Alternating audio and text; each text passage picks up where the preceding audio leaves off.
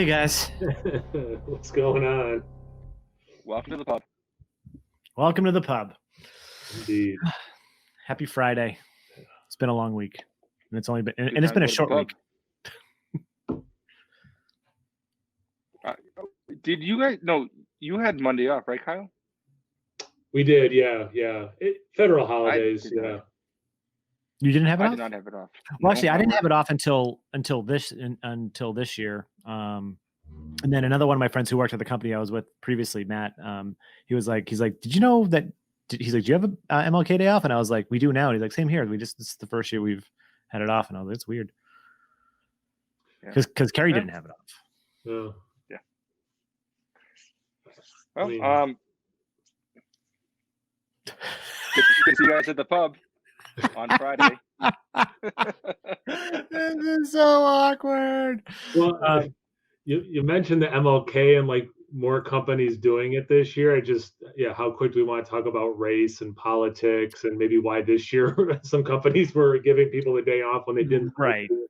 Just like why people are giving Juneteenth off now. Yeah. We haven't even talked about what we're drinking yet. We used to have it off. Really? Wow. Yeah. But we do have Juneteenth off, so there we go. Okay.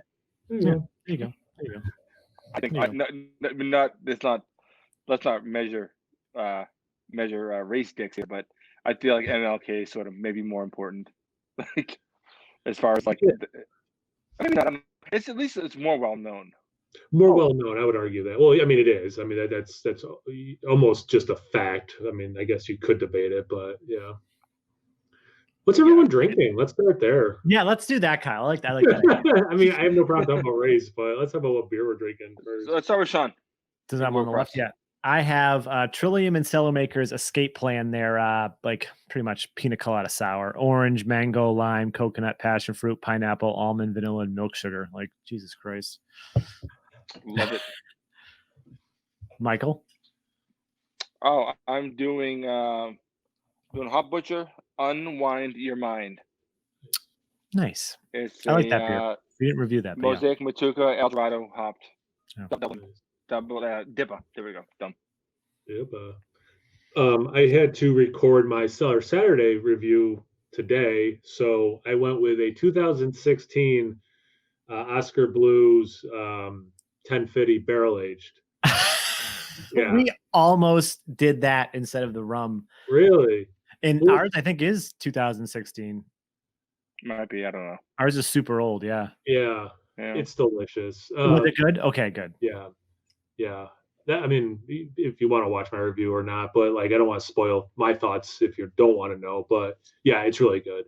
It held up nicely in the can. But yeah, I had a 2016 and 2018, so I figured, well, this one's older, so I'll drink that. And back in the stovetop cans.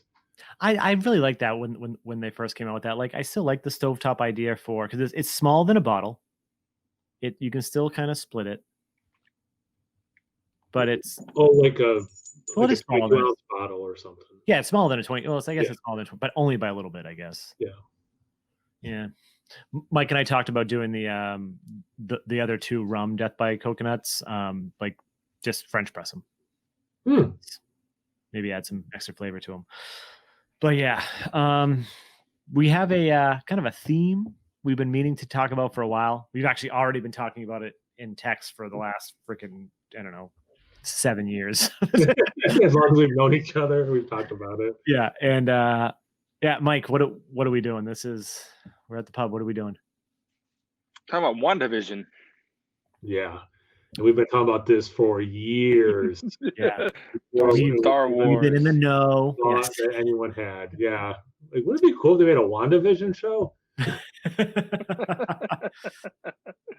We're going to talk Star Wars, all Star Wars, everything that comes across our minds.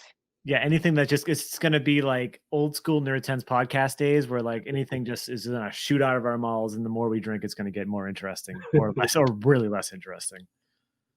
Yeah, I would say like it doesn't cover anything that comes to mind, not necessarily everything, but everything's fair game. Yeah, I'm not saying like, I don't think we're going to start at like, let's start at the prequels and then just move our way on. Like, no, I say let's just what makes us happy about Star Wars now, and then I guess we can go from there. How about we start with where we got into our Star Wars fandom? That's way better. That is way better. That's way better. So for people, because the only other person in the group text is Mike's brother Josh. So for everyone watching who's not in that group text, which would be everyone except Josh, I'm usually Team Shaun on things. But you know what? Right now, I'm Team Mike. I agree with Mike. That's a better idea, Mike. He's not going to be Team Mike through this whole podcast. I can guarantee that. Yeah, really but saying it now because it's not going to be said again. Well, there's a couple. That's why Mike's in the middle. Mike. Yeah, I'm being sandwiched by you goons and your weird opinions.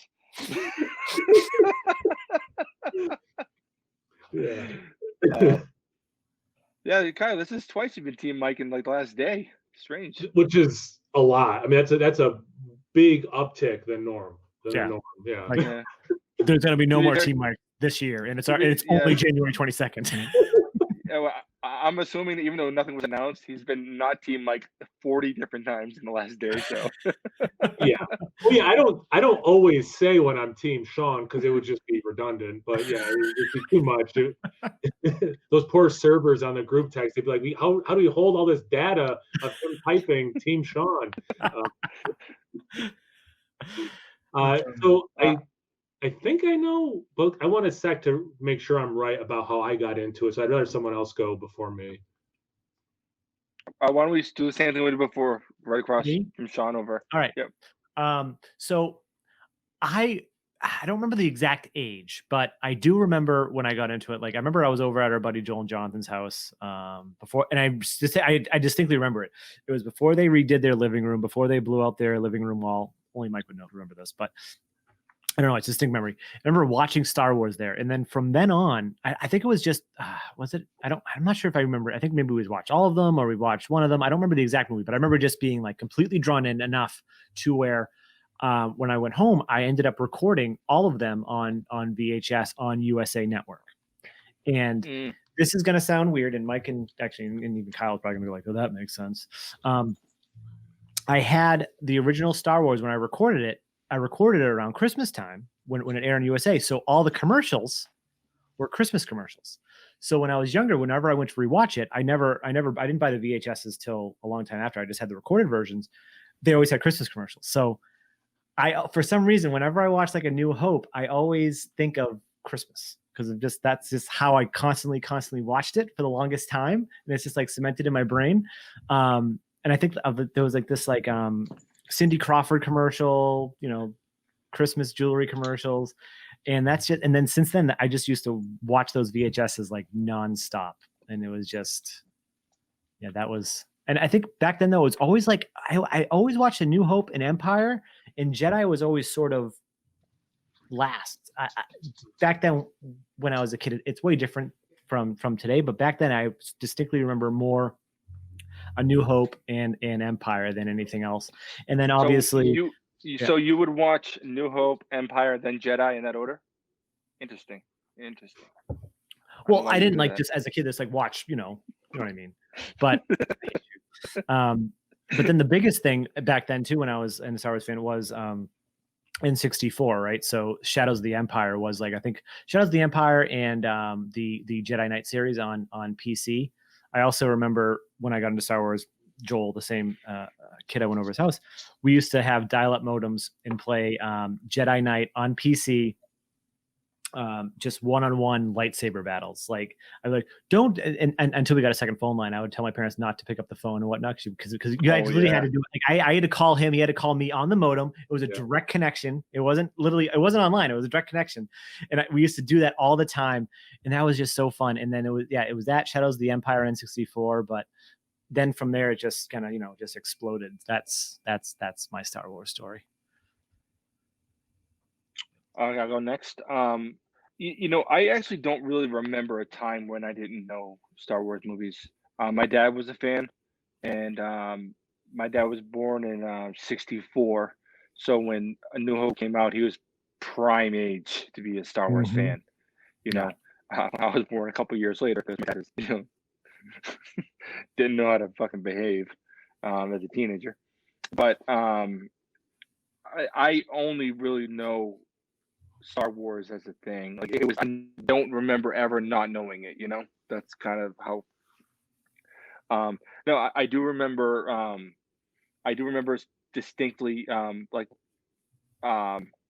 hate bringing up being poor, but I was poor when I was a kid, and we would get like my cousin's old coloring books. They were already colored in, so I didn't like. There's nothing to color. I would just have them in my house, and me and my dad we would on the inside covers we would draw on them. Those blank pages. That's what we had. And I remember him like drawing R2D2 and C3PO, and I remember like that specifically, like those kind of memories. I also remember, and no, I don't remember them specifically. I couldn't tell you plot points or anything. That's not it. But I really liked as a kid the 2 Ewok movies. We had those on VHS. You know, like so when people like Ewoks, fuck you. Ewoks are awesome, and you're wrong. You're fucking wrong. I love them. I do think it's a weird thing that people decide like they decide when they're adults that like this shit's stupid. Okay, fuck you. It was awesome when I was a kid. They're awesome now. I still like them. It is funny that like I remember Ewoks as an entity, but weirdly I knew them as a young kid way better from the Ewok movies. And so when I'm watching like Jedi and they get murked left and right, I was like, God damn, because it's like I mean, not that no one's ever gonna call like those movies dark, but I mean they fucking kill them on screen like a bunch of them, you know. So I haven't seen the Ewok movies in a while, but go on. Yeah, I don't even know how you was watching that. Probably on YouTube. I don't know. I forgot about it till you said it, and then it was like the floodgates open. I was like, "Oh yeah, that exists." Why does nobody bring that up? Are those canon? No, are they after Jedi or before Jedi? Dude, I don't think they were canon then, and they're not canon now. I think after. You know, I'm gonna predict that they were after. Not predict. I'm gonna guess that they were after. I'm gonna guess earlier because they were sort of fantasy. I don't even think they're even in the same world. They just have Ewoks in them. They just had the costume. There was literally an Ewok movie called The Battle for Endor. Oh yeah, fair enough. Okay. Well, I mean, I don't know. I liked them as a kid. My memory of them is that they were sort of fantasy, like more so than Star Wars, which is like sort of like space opera. But like as a kid, those were really important to me, you know. And I would say probably as a young kid, I probably watched those more than I did like the Holy Trinity, you know. But obviously I love them. Big Luke Skywalker's, you know, is my guy. He's my hero, you know. He's the hero of all of Star Wars. The other 6 films are fan fiction to me. And anything not involving young Luke Skywalker is trash. I win. Next. I know you don't believe that. Well, I guess, are you counting Rogue One in there or no? Because he's not in it. I was definitely being hyperbolic, but it's mostly true. Okay. I'm just trying to keep you honest. Honest. Of course, yeah. Now, your turn, Kyle. I'm a little like you, Mike, where it seems to have always just been a thing I knew about. My mom still to this day is a huge fan of science fiction, and like she's the one who got me into like post-apocalyptic stuff. And just, you know, I think when you think of stereotypical moms, you don't think about like, hey, you should read, you know, this book about, you know, a nuclear holocaust or whatever, you know, like, but like she totally got me into that stuff. And you know, there were a couple things like I've never watched Star Trek because that was just, it wasn't, I don't think it's inappropriate or anything. That was like her time. It was like one of the few things that like, you go away, Kyle. Like this is, Brucey. But Star Wars would have been one of those things, probably like Shaun was saying, on TV. My first official thing I remember for a fact is the reissues with the new footage and stuff, and seeing Empire Strikes Back. Yeah, well, that like for sure, I'm 100% sure this is the correct memory. It was my birthday. It was Empire Strikes Back. So some of my middle school friends and I went to see it. And my friend Joe fell asleep, and the rest of us were like, how did you fall asleep during this? Like, it's the big screen. There was new footage. Like, I was just tired, man. And actually, that Joe guy's in our in that Facebook group that I'm an admin in. So he's still into this stuff. But yeah, for whatever reason, I distinctly remember, like, for my birthday, my mom took a couple of my friends and I to see that. But I was already a fan. That was 97, right? Did those come up? Yeah, 97. 97. So yeah. So I was either in 8th or 9th grade. So maybe I was a freshman in high school. It was either 8th or 9th grade then. Yeah, because I was definitely in like. I wasn't questioning your age. I was just making sure I had the timeline right. Yeah. It was definitely the people I was with, because there was at least one guy who I didn't know him until middle school. So it's definitely, in that, it's 97. That makes sense. Yeah. So like I was already a fan, but that was like the first big moment where it was new Star Wars, or like it was on the big screen, and then I had my friends in the memory of Joe falling asleep. And then like throughout high school and college, like, in wallets, you'd have, you buy a wallet and there's a spot for pictures. I had a picture of Chewbacca's family. I printed off the internet, like really early on with the AOL CDs and stuff. And people, like, it was just like a conversation starter. I'd just be like, did you know Chewbacca has a family? People like, what? No, he doesn't. I'm like, no, here it is. It's from this thing that I've never seen, but I know exists. And it would blow people's minds. They're like, and again, this would have been like 99, maybe, like when I first got those AOL discs and could get on the internet. And I'm like, no, it's like, it's real. And it's this thing that like you can't watch, but like it happened and he's got a family. And then when I got to college, there was a cool video store that had like the Fantastic Four that they never released. And then they had the holiday special. And so like I was finally able to, I was probably 20 at the time. I was finally able to watch that thing. Yeah. Yeah, it was funny. That's awesome. Yeah. You just unlocked something in my brain that I totally forgot about. When you said the picture in your wallet, I remember this now. When they released the special edition, when they re-released in the theaters in 97, I started a scrapbook. It was like a small one. It was like this. I had all of the tickets when I went to go see them. I had cutouts from newspapers of pictures of like the black and white like ads for them, and like even like the showtimes. And then I even cut out like pictures from magazines of Star Wars video games, and I would put them in there. I'm pretty sure it probably still exists in my parents' basement sometime. And then I kept doing it for the prequels too when they came out. I probably should find that. That'd be awesome. That'd be a treasure to find. Yeah, man. Star Wars is such like and everyone says that it's such like a iconic thing. Like everybody has a Star Wars story, mostly everyone, I guess. But well, like Mike said, I mean, sorry. And I've heard people like who make Star Wars stuff talk about it. It is for kids. Like it's in some ways, it's one of the things that I like still as an adult is okay. So I'm a history teacher, right? And like the easiest thing to teach is World War II. There's such a clear villain, and then there are these people who help the people who need help, and we all know how Lucas studied, the hero journey and all these things, and put certain aspects in from other stories, he was familiar with and studied. But like, it's just so well crafted where it does appeal almost in its simplicity to a child, the wonderment, all that stuff that would totally appeal to a child. But then, and we'll get into all of the movies and things and what has held up or hasn't, or hit and not hit. But like, especially that original trilogy, you don't lose it when you get older. It's not like it becomes lame. Like some stuff when you're a kid, it seems so cool. You get older, it's just like, how could I have ever thought that was cool? It also somehow can transcend that childhood thing and still just be cool, I was thinking about that with Mandalorian, not to jump into that, but like that is so adult without being inappropriate for children. You could see how children would be cool watching it, but like there's no time where I'm watching something like Mandalorian, I'm like, oh, this is like little kiddie, but I still like it too. Like you don't feel that way. And there might be a couple Star Wars things where I do feel that way, but we'll get into that later, I'm sure.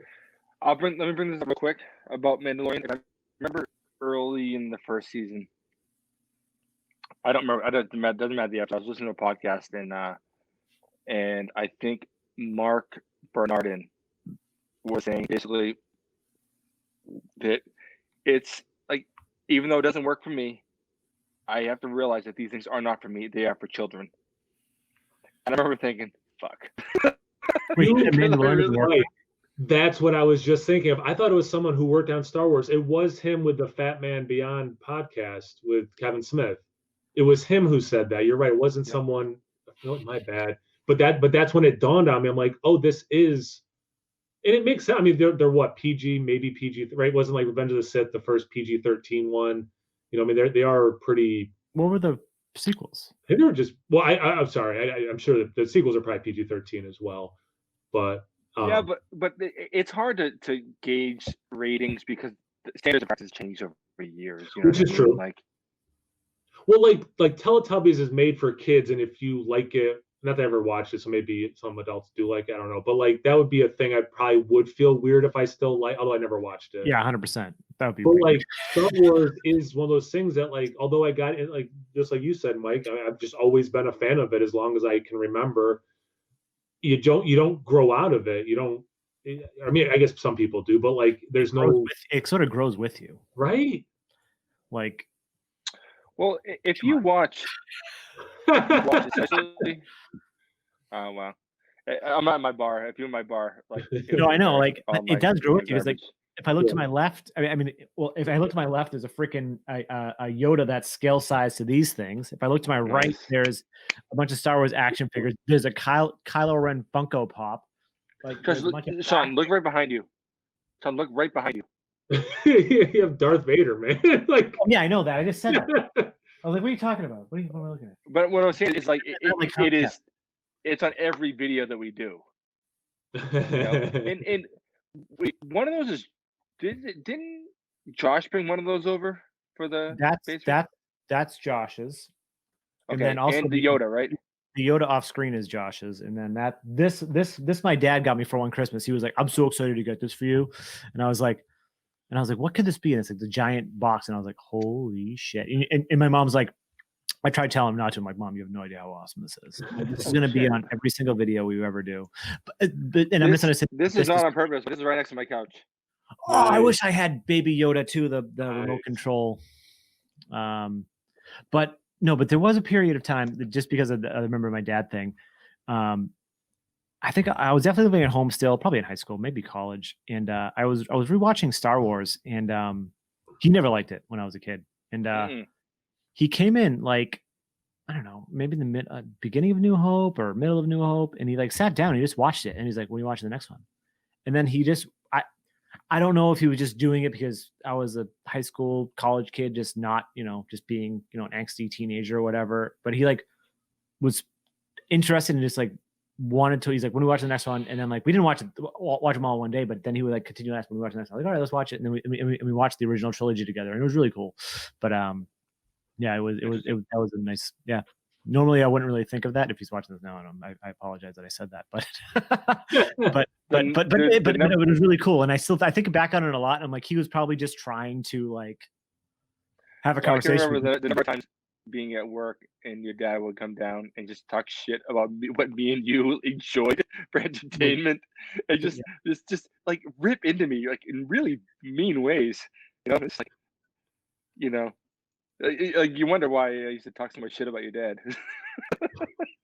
Anyways, like continuously, but he was just tearing to like, we're basically like little fucking toddlers and all this nonsense, So it's kind of cool to hear that he was trying to reach out at some point. Yeah. No, that's right. Yeah, my dad he's not into things like that. Like he likes fitness and, I don't know. I would never have he knew enough when Stan Lee passed away to like text me like, "Hey, you're probably, bumming out, I was thinking of you." Other than something like that, like it's just, that's not part of his world. That's not something that overlaps. It definitely, like I was saying before, comes from my mom. Like I don't even know if he's ever seen Star Wars. I assume he must have when he was younger, seen it. But yeah, I don't even know. It's not a memory. It's not a shared thing with him either. Yeah. Yeah, mine was pretty much just like Steven Seagal movies as a kid.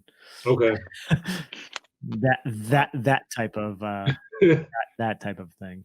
My dad doesn't sit long, so like a movie is so out of his wheelhouse. But like he liked Seinfeld. That was one of the few entertainment things that we both liked, but half an hour is about his max for wanting to sit and do anything. But I 100% understand that. I mean, even anymore, if I'm watching a movie at the house, I do kind of like to get up and move around. Like I'm not good at sitting for too long. I get it. I do get it. Yeah. I'm more and more like that lately. Especially when I when watch movies in like Star Wars. bite-sized pieces. Lately, that's kind of what I'm doing. But when I did the Star Wars rewatch over vacation, I definitely did it in one sitting. Well, not once. Occasionally, maybe it was like 2 sittings. Like I would do it like half the day, but like a lot of the time, I made sure I wanted to do it like bam, bam, bam, bam, because I wanted to get like that full experience, so that I know I don't have to do it again. And like I don't want to do that every year. Like I know some people that like do it, like talk about doing it every year, like a full rewatch. I'm like, nah, I don't think I need to do that every year. Dude, I had an ex-girlfriend that would watch The Menace to New Hope, and I was to Jedi every Thanksgiving, all of them. Every Thanksgiving? Every Thanksgiving. Like with family or by yourself? By herself. That's weird. Why didn't you marry her? She sounds perfect. Can you do that in a day? Listen, I assure you, Shaun met her. She wasn't. Oh, Julia? Yeah. No. I know people who have done, like, before the new trilogy, that would be like a task or whatever, like a thing, a challenge they wanted to be able to do is watch all 6 in a row, 1 through 6, episodes 1 through 6. Yeah, I never did it actually myself. I don't think. Would I want to do that? I think it'd be fun, but like anything like 6 movies in a row on one day. It would not be fun to me. Like it would be whenever I hit like those Avengers things, like whenever they have like a new Avengers movie come out, and they're like, let's do a crazy marathon. Everyone's like, let's do that. That sounds terrible. Yeah. like maybe like in your own house is one thing, but going to a movie theater and sitting in a movie theater for 24 hours, that sounds awful. They were doing that with the Dark Knight Rises. And I was like, even that, I'm like, to watch the other 2 right in a row and then midnight, I don't know. I don't know if I would have been able to do that. I love those movies. Kyle, I fell asleep during that much. You fell asleep? Kyle, I can tell you this much. There's one time we planned to do the whole trilogy at Sean's house. We planned to. It was me, Mike, and Josh. Yeah, well, it ended up being more of us after that, but 2.5 hours into the day, we're at a bar. I messed up, and instead of doing the trilogy, I went, no, we're not going to do the trilogy. We're going to do the trilogy, but in between Batman Begins and The Dark Knight, we're going to do that. Like, remember like the anime like short film thing they did with a bunch of different Batman like short cartoons set in the same universe. It was sort of like Animatrix style. Do you remember the Animatrix? That I remember. I don't remember this Batman thing. This was in the same vein as the Animatrix. It was a bunch of like short stuff, and I was like, let's do that. And then like we all just like lost interest and like, let's go to the bar. Yeah. I get it. It was I'm not judging. But anyway, Star Wars. Yeah, so all right, so what's the next logical place to take this conversation? I know what it is. Let's ask Josh about his Star Wars experience. Actually, it's probably the same as Mike's. Never mind. That's a silly question. But less so probably. Oh, yeah, because he was like 2 or 3 years younger. Yeah, so yeah, that makes sense. I guess. Okay, let's go here. So, Kyle, you mentioned that you remember seeing it in middle school in the theaters so I think we can all say that was the first time we all saw it in the theaters. Yeah. Yes. In a big screen, right? Like there wouldn't have been any other time. When looking back on the special editions, and I think I know most of your stuff, but like, what's your view on watching the special editions versus watching, traditional? Because back then I was super excited for the extra stuff. I was super excited because I remember the big thing when going back to Shadows of the Empire in N64, he added the Outrider. into the Mos Eisley scene on Tatooine, and like it showed the Outrider. I was like, oh my god, the Outrider! They're gonna bring Dash Rendar into this, and they never did. But like it's just like that cool stuff that was added, and I was like, that's awesome. And I think still the Outrider scene is, and I still have an Outrider upstairs. I still have that toy. I brought it back. It's a Carillion class ship. It was like the Millennium Falcon for anyone that remembers Shadows of the Empire. But for me, I loved it, but looking back on it, certain parts like the Jabba stuff, the stuff in the new scene, stuff like that. Like now, I kind of prefer the more original stuff, but back then I was super into it. I think I haven't watched them critically in a while. It's something I put on and I kind of go in and out with. Quick stabs as far as like the stuff. I know more easily the stuff I didn't like. And there's two things specifically that I do like a lot than what I did. But the things I don't like is the Han Greedo. Awful. They just keep changing it. I don't even know what the original is at this point. The original is Han shot first. That's the original. All right. Now because they added that like 3 times. I know. I think they changed it twice, so there's been 3 different versions. I think. This is the original. Yeah.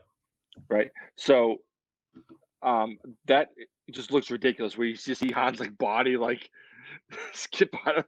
It looks really bad. That's horrible. Second is that singing part in Jedi. Yeah. Oh, that's terrible. That's awful. That's the one that bothers me the most. It's like so unnecessary. Greedo bothers me the most because it's unnecessary. It didn't matter. You know what I mean? No. Like, it was the first time he tried to rewrite a story. You know what I mean? Like, we tried to rewrite something that happened. Now the Jabba thing in New Hope. No, that was him the first time trying to rewrite a story. Was that him trying to rewrite what somewhat happened? No, because the Greedo scene happened first, didn't it? Oh, I thought you said the Jabba scene or the Greedo scene with the music. No, but the Greedo scene happened first. Oh yeah. Okay. I'm okay. All right. I misheard you. Yeah. No, the Jabba thing I thought was so cool the first time. I don't think I noticed the weird edit of Han like tripping over him, whatever the hell it was. Now it's something that like I find to be okay, but unnecessary. That's kind of how I feel. I think I more like it because we get Boba Fett a little bit earlier, and you kind of get it. But like, yeah, that's fair. Yep. There's some of the stuff I liked specifically. I love that when they're on the speeder going toward like Mos Eisley and the whole thing. I like that there's more stuff going on in the background. I like that there's animals and all sorts of stuff. I like that a lot better. When it pulls out and you see more of the scene. Yeah, it does look a little bit too computery, but like back then, whatever, it's fine. Yeah. That's the one thing I wanted to say about this, because I mostly just agree with what you guys are saying. Is I guess we look at it holistically. I like that specific thing because it looks a little bit more like the prequels. So it kind of like aesthetically fits a little bit more that way. And then the practicality of the original trilogy as they were and what has remained as was kind of then nicely goes into the newer trilogy. And I would argue, and I think all 3 of us would argue more importantly, Mandalorian, where it's like, yeah, there's CGI, but it's very practical. Like, oh, this is something they found in the 70s that they repainted and now it's a droid, or it's 8 things that they glued together and welded and now it's whatever, a blaster. So I think when I try to look at Star Wars holistically, that change of when they're panning out and there's more CGI'd things, it just kind of looks more like the prequels. Which my biggest criticism, Jar Jar Binks, but was that they're too polished, too shiny. It's like, wait, Star Wars is like a lived-in universe, and it's real. It feels like something I can touch. You kind of made it look like, for the time period, very nice computer animation for the time, but like Yeah, Yoda's a puppet. but Like that's what Yoda is. Like you can't make him do. And although that was a cool scene when he was fighting Doku, but yeah, you could do that with the puppet. Like, no, and, like to be fair, okay, but like there was plenty of stuff. It's and again, like, right? No, I know this isn't supposed to be. I talk about Mandalorian, but like they have done the puppetry versus CGI well for that character, So it's like I would have been okay more with that back then. if they could have done. I don't even know if they could have done that back then. Like, who knows if they could have had that much. It does remind me of one of the best additions that George Lucas did, and it was replacing that awful Yoda puppet in Phantom with the Oh CGI. yeah, of course. That was. I actually forgot that was a thing, and then I was watching when I was doing the rewatch, and I was like, wasn't there some controversy? And then I googled it. I was like, oh, why not? And then I looked at the puppet. The puppet looks like a freaking it looks like Kermit the Frog. It's so bad. No, it's fair. So bad. But Kyle, to go back to well, actually to sit on Phantom for a minute, we talked about the prequel series. I think even at the time, I didn't like the way Phantom looked. I don't think it even looked good to me then. I think I think he was going too far. He's reaching too far. Like I think it's something that is doable now. We can make it look lived in, but at the time, it you know what I mean. I guess it's hard to look back on it like without, because I mean, to me, it looked almost like a PlayStation 2 video game, but a PlayStation 2 didn't exist then. But it just it looked too much like maybe a PC era video game, a good PC video game at the time. That's what it looked like to me. Yeah. Just, you know what I mean? Like all the like when you see the droid armies, it looked too rigid. It didn't look like things are moving. It looked like a video game, and with everything moved the exact same steps. It all looked just so janky to me. All the stuff in the background looked to me like you could just bad green screen. It was impressive for the time, but even at the time, it didn't look great to me. Well, and just I'm sorry, Sean. Typically, like there's a famous story of Lucas is watching Jurassic Park, and it's like, well, now the technology exists. I can make the trilogy the way I want but Jurassic Park knew when to use the puppetry, when to use practical. It was the blending of all of the technology available that made that believe. I mean, when did that come out? If you go back to 1993 for Jurassic Park. I think that's 94. Like, so we're talking a long time ago, and it still holds up. 6 years before the prequels. Yeah, it does. And that's why, though, because they knew when to use which technology. And again, like that's, and we can discuss the new trilogy, good or bad, but like the look, they had it down, when to use practical, when to use CGI. And then I think we all agree about Mandalorian in terms of being able to navigate that.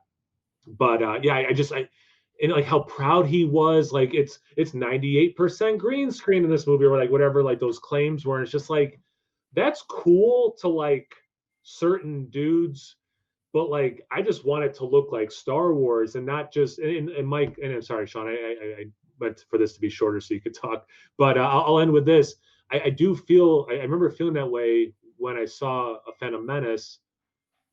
We're like, okay, some of these names are familiar, so that's cool, like that's Star Warsy, but like that feel wasn't there, and I think the aesthetics was a big part of that, and that's where I'll end this part.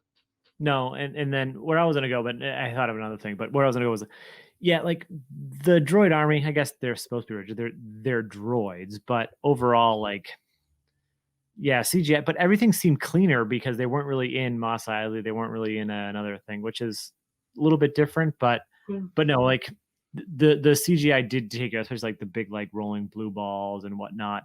But to go back on what you're saying about blending the CGI and the things when it comes to and now I'm really jumping ahead, but I don't think we have any set like time period here.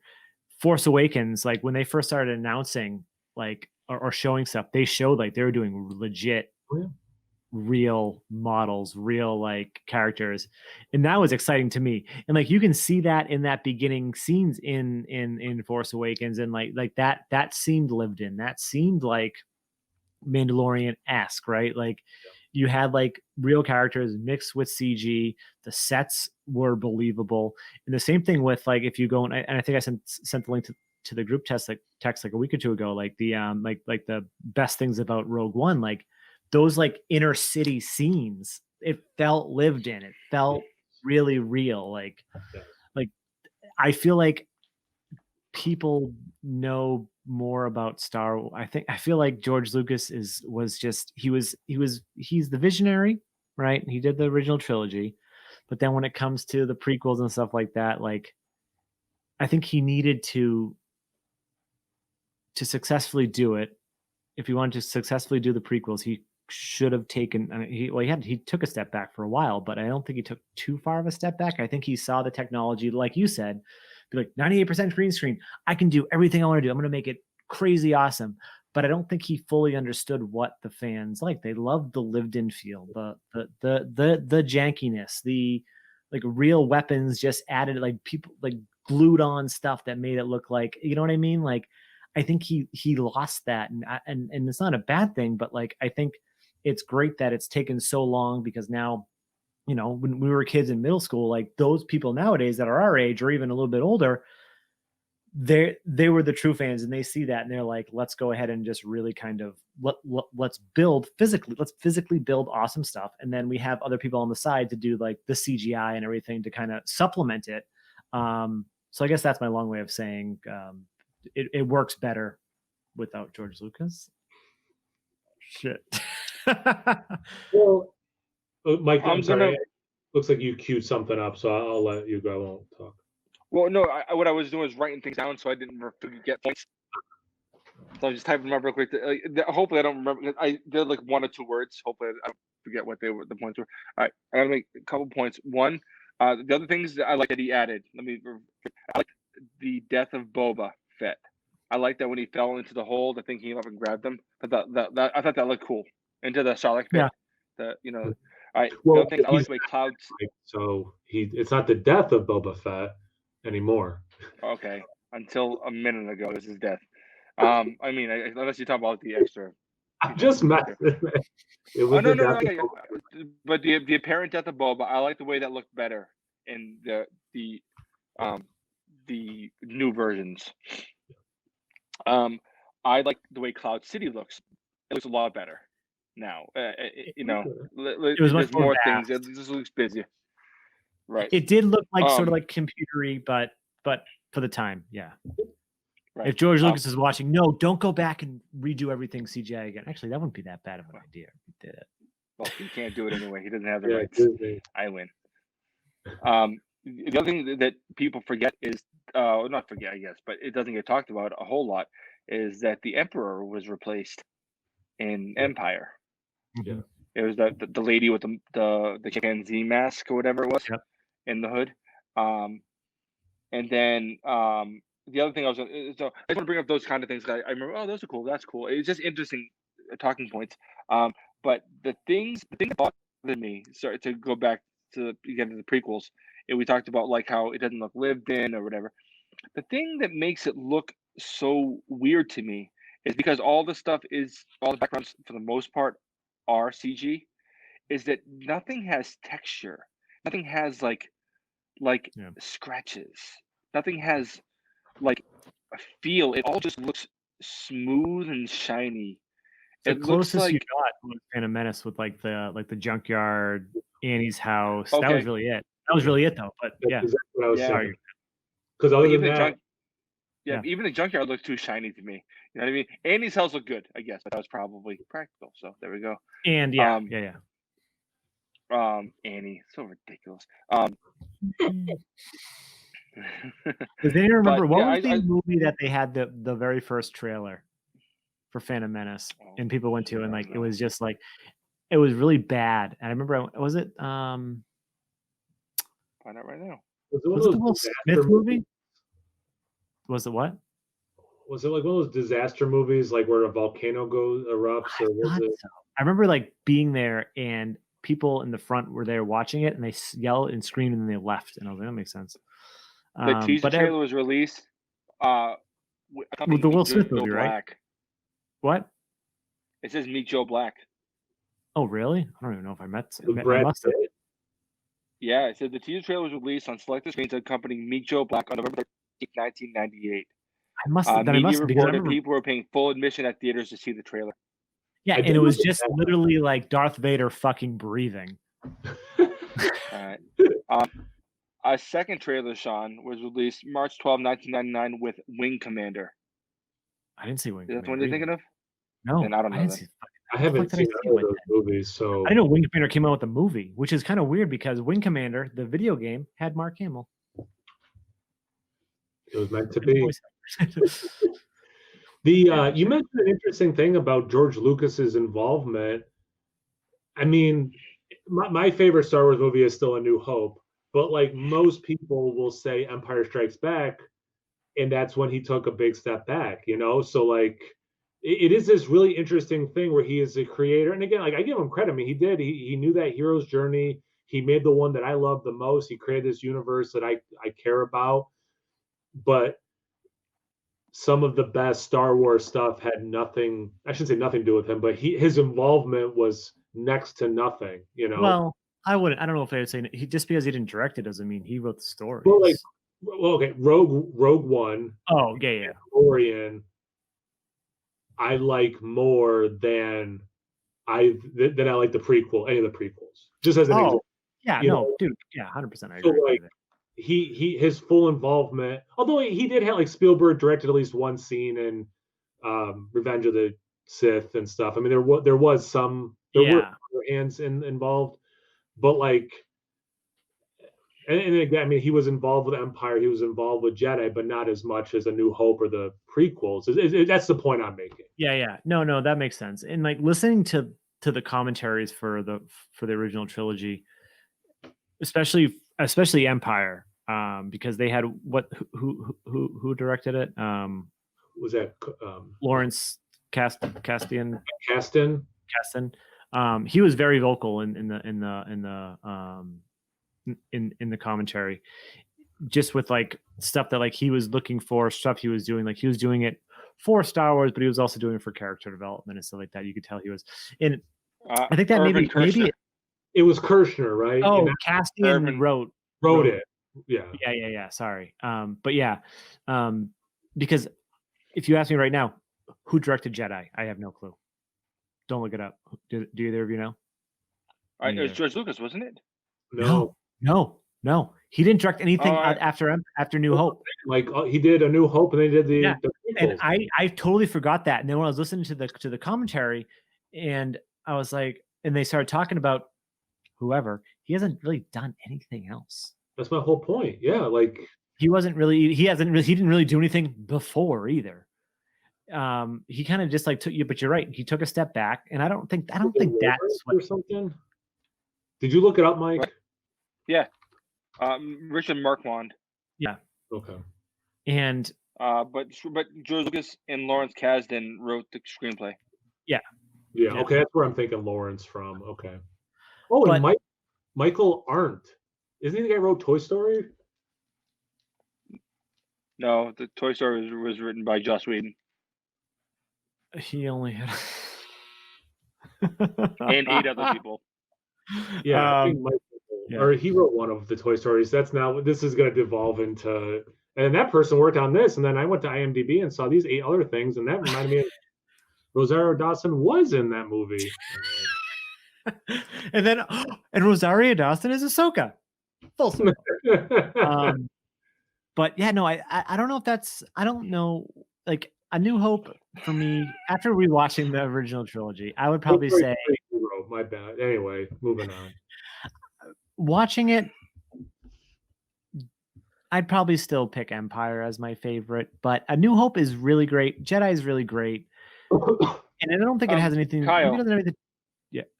Kyle, you know. I love his. I didn't realize what your mug was. Yeah. Battle of Endor. Would you argue that Empire is a better film? That's exactly my argument. I always, like when I have this conversation with people, I say my favorite Star Wars movie is A New Hope. I acknowledge the best Star Wars film is Empire Strikes Back. That's a good one. Okay. The award or whatever. It's like, well, yeah, Empire Strikes Back is a better film. You know, like it's that prestige sounding thing, a movie versus a film. You know, but Yeah, I mean, it's definitely the better film. And I think we've had this conversation before. For me, a lot of it is rewatchability. I could, it's a self-contained story. I could watch A New Hope. Not that I couldn't rewatch Empire Strikes Back a lot, but I could rewatch A New Hope even easier. And I can't overemphasize, for me, rewatchability when I'm ranking movies and thinking about like favorite movies. I might, like Citizen Kane, like I watched that. I thought that was phenomenal. I'm good on that. I don't need to watch that a second time. Whereas A New Hope, I've watched what, a dozen times in my life, like. Well, I would say undoubtedly, despite George Lucas's continuous fabrications in the media, A New Hope was a standalone movie. I still think when you watch it, it feels like a standalone movie. It doesn't really work in the grand scheme. Like a lot of the bullshit is retconned as soon as you start into Empire. It is really, it was meant to be a standalone film, with apparently a dwarf playing Anakin Starkiller. That was the character's original name, not Luke Skywalker. It was a dwarf, and it was a whole bunch of other wacky things that. And I was actually going to make this point earlier, where all the best stuff didn't come from George Lucas. Like all the best stuff from even A New Hope was like, George, you can't do that. Stop it. You know what I mean? Yeah. Like it was essentially, he was sort of trying to make his own little like samurai movie. You know what I mean? And whatever, he has his dream and everything, but it does bother me every time you hear him like, I had this great idea, and Darth Vader's Luke's father. No, he wasn't, you fucking dummy. He wasn't his father. You determined that like late in the production of Empire Strikes Back. I would argue that you didn't even have it planned out until you were trying to figure out the ending, probably midway through filming, which is fine. I don't care. Just don't fucking. I've had this whole thing. I have had all 6 films in my head. Fuck you, you liar. There's this obsession with, from the moment I had this story idea, I knew everything that was ever going to happen in this universe I'm creating. It's not reality. Like people don't, you don't have none of these people, and not that everyone makes this claim, but like, it wasn't like Tolkien was going at, it was a children's story. It was, adding things, and I mean, it wasn't like he had just this instantaneous moment of genius where everything is fleshed out. Every little hook and cliffhanger. And no, you didn't know all that. Well, that's the thing too. It's like it's like everything I've had all the planned. Thankfully, Lawrence Kasdan was around. Like it's all just it's so foolish. It's ridiculous to even pretend that there's a grand plan, because it wasn't. If you watch the movies, even if you, I know I always make the comment in that New Hope, which by the way wasn't called New Hope, even that's a rewrite. The movie is called Star Wars, right? But the movie itself, like it worked in conjunction with itself. It doesn't really, if you really want to watch all the movies, New Hope is really the one that sort of sticks like a sore thumb as far as it doesn't really feel, at least story-wise, like it belongs. And I love it. I don't mean to be shitting on it, because I do love that movie. And I think I do agree with Kyle. I think it's my favorite, though not the best. It depends. I do get a little wishy-washy. I teeter a bit between like it. My favorite's never going to be Jedi. I can tell you that much. No, but I think it's weird that people like dump on it, because I think it's a really great movie. I like it. No, it is. As much as I like it. I don't like Empire that much more than that movie. And it's not that Empire's the better movie, but like I like Jedi, and I do too. Sad when people shit on it, I don't shit on Jedi. I really love all 3. Yeah. I don't know. It's like having 3 kids. Yeah, but you're gonna love one more, right? You definitely have the one that's shittier, the one that gets more attention. And... Yeah. Who pisses you off the most? Now, I don't have kids, but the one is definitely right now more annoying than the other one. So, I didn't want to bring that up. But it has more than one kid. Yeah, no, but you're right. Jedi isn't like some huge step down. No, I mentioned before Chewbacca and his family in my wallet. Like I was a Chewbacca guy. You know, being a taller guy. You know, you just like I don't know. I liked Chewbacca. I was an Ewoks person back then. Probably. Well, you know, makes sense. Height. You have to like who's roughly your height. No, but like it was just like, or like I was always Luigi, right? Because I was a tall friend. Like it just was this thing where because I was tall, I was always the tall character when we, you know, my friends and I talked about things, right? Or played video games or whatever. Anyway, I wanted them to be not Ewoks but Wookiees. But fair enough. Like I agree 100%. That movie gets crapped on way more than it should. Totally does. I'm curious. The original trilogy, like, is that your? And not that we have to do our whole list, but like, I kind of like sat down and really thought about my list before we started this. I looked at some like people's lists online to see if like that swayed me at all. And anyway, I came up with my list, and this doesn't have to be about us ranking all of them or not, but like the original trilogy is definitely in your top 4, right? Those 3 movies are definitely in your top 4. Yeah, They are my top 3. Oh, and that was my next question. Are they your top 3? Well, we already had this discussion. Didn't we have like a pretty much? We kind of did, but you had one except we swapped. For me, because like I could put Rogue One maybe above. Like today, I might put it above Jedi, and then tomorrow I might be like, no, it's back below Jedi, and then I might put Jedi second instead of Empire as my second. Like A New Hope for me sticks out as number 1 since I was, I don't know, 17, but like Empire and Jedi are a little bit more fluid, and then like Rogue One blew my mind, and I'm like, you know what, that might be in that nebulous. Because I used to say after the original trilogy, Revenge of the Sith was my next favorite, but Rogue One is definitely, in my opinion, better. There's a huge chasm for me between Sith and Rogue One, which is a phenomenal movie to me. It's phenomenal. Rogue One is it's a great film too. It's shot wonderfully. Like the cinematography is beautiful, the colors are beautiful, the way like things are lit is beautiful. It's lived in, like just it's like that beach scene, and you see the AT-ATs like with the beach scene, like those other like new whatever the stormtroopers are called, the sand troopers, whatever you want to call them. No, I guess no, they're not sand troopers because we've had sand troopers in the previous movies, but they just had, you know, but it's just it's just that movie, everything about that movie is Star Wars, but elevated. No, that's fair. I'm going to make one more kind of controversial statement. I think a lot of my shitty opinions aren't that controversial. To be honest, my opinions that you guys would disagree with more. Okay. The ones you would disagree with more, I don't think are that controversial, right? Okay. Well, I would think you would think that if those are your opinions. Like you know what I mean. I will argue that while it's probable that I like A New Hope more, I do think even Return of the Jedi is, as a film, a better film. So think of it this way, though. Like, go ahead. Yeah. No, sorry. No. Finish. Sorry, I thought you were. No, it has a like the thing that makes New Hope so like perfect, like as far as, but for what it is, I guess, is it really is a straight shot from beginning to end. Like it's a very easy to follow story of a hero, you know, farm boy to reluctant hero. You know what I mean? I try to get out this moisture farm alone. Blue milk to like, yeah.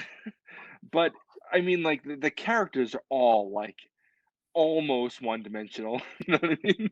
Like it's pretty like they're all in distress. The hunky dude.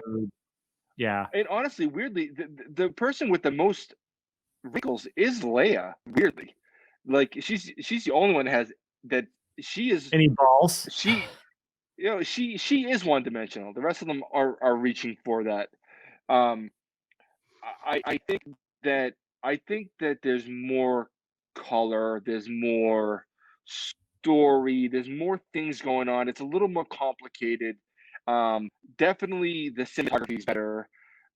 Definitely all the stuff with the Emperor just brings other shades. I think it is a more competently made and more competently written film while being less my favorite. I have never thought, because again, my thing has always been I like A New Hope better. It's a better movie. Yep. And I can acknowledge Empire's a better film. I've never actually taken to that next step of where does Jedi fit in terms of film versus movie. And it's a cool, I like your thought process. That's where I'm at right now, Mike. I like that thought process. Because when you think of Jedi as like Okay. a film, like there are really good, Yeah. just a lot of building, a lot of world building, a lot of like just more stuff, especially with the Emperor, like even like cinematography stuff, like just like what, like especially that scene with like Luke and Vader, like in the like whatever they're fucking walking into when like Vader has his lightsaber and stuff like that, and he's inspecting it. Like that's some really good fucking. And I'm not, none of us are filmmakers, so I'm just like, but you're right though. It's great.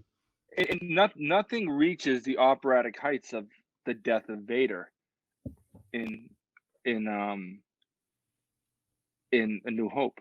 You know, like I would say that the revelation that Vader's is Luke's father is probably a bigger like shit scene. You know, like I just take that so for granted now. Whenever I watch, I'm like, oh yeah, it's Vader. But when you really think about it, when you think about it, you're like, oh, that's fucking crazy. Like if you didn't know that, that's fucking. That would have blown your mind. Yeah. Yep. Nuts. So I think that is the biggest like in any of the films. But I would say that there's just the heights are higher. The drama is more earned in Jedi than A New Hope, even though A New Hope is the easiest to digest. Yeah. And with I like that movie for all its flaws. I love Obi-Wan Kenobi. I love all of it. I love that movie. I but I do think that Jedi is the more competently created film. The actors' performances are better. The cinematography is better. The direction is better. Everything is just more competently made. And as a film, the build up to the finish, like if you watch A New Hope, it very much is almost like watching an old Western or something. You know what I mean? Or it has a happy ending that is sort of like expected, if unearned. Maybe it's earned. I don't mean that, but it just feels like everything was logically going this way. I feel like when you watch Jedi, there's nothing going on that you don't, unless you already know, because like we did, because we just grew up in it. I think you don't know what's going to happen at the end. You know what I mean? Yeah. And that's the thing. I don't think I ever thought when I was watching the movie that did you guys, whenever you were into Star Wars, did you ever? Can you think of when did you not know? Did you not know that Vader was Luke's father? Like I don't remember ever having that mind-blowing moment. I don't remember. I always just knew. I think even when I watched it at Joel and Jonathan's, like I was saying, I think I just knew that was the plot point. You know what I mean? So like that never was like a to me. No. There's been. I always know. Yeah, I don't. If I did have that life experience, I do not remember it. Same here. You know, and these would be from when I'm older, but I mean, there's been a few times where I guessed it, and I was right, so it wasn't so surprising. And then there's been plenty of times where I had no idea, and I was generally surprised by something. I have no memory of that though with Vader. I think I always kind of knew because of. I mean, by the time I was watching, it was in the lexicon. It was a thing. Yeah. Yeah. I mean, when did Tommy Boy come out and make a joke about Luke, I am your father? He's talking in the fan. I mean, it was just such an obvious thing at that point. Yeah, it's just that's everyone like knows 95, right? Was it 95? Yeah, right? Okay. But yeah, I had a friend. He's like, well, he probably watched A Sixth Sense. He's like, well, the ending was so obvious. It's like you watched it like 5 years after it came out. Like, how would you not know the ending to that movie? I never even seen. Like, I like M. Night Shyamalan. I just never have seen that movie because I knew the ending. So I'm like, well, at this point, maybe I shouldn't even bother watching it. I assure you, if you watch it, it is a waste of time.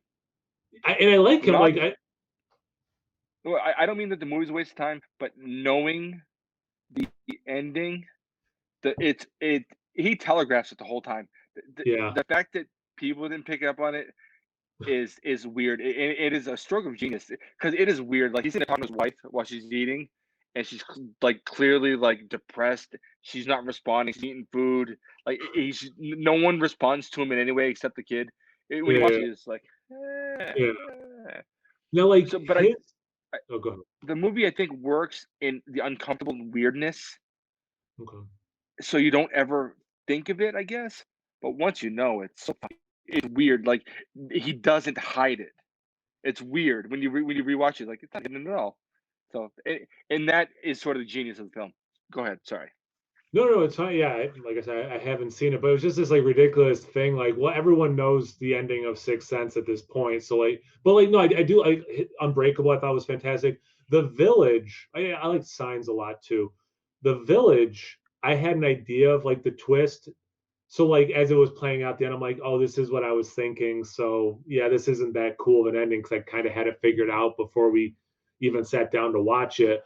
But anyway, like these kinds of things, like what Vader being the father would have, like how much that would have blown my mind, and it's, and again, not to keep talking about Mandalorian, or at least at this point yet, the baby Yoda at the end of the first episode, like I did not see that coming. Obviously, there was no way that was going to be a thing, or, the fact that, because I would argue, because I would say that's not even a twist. That's just the next. Well, okay, fair enough. Okay, yeah. Well then, no, that's fair. You're right. That's like, not a twist. You're right. That's not a twist.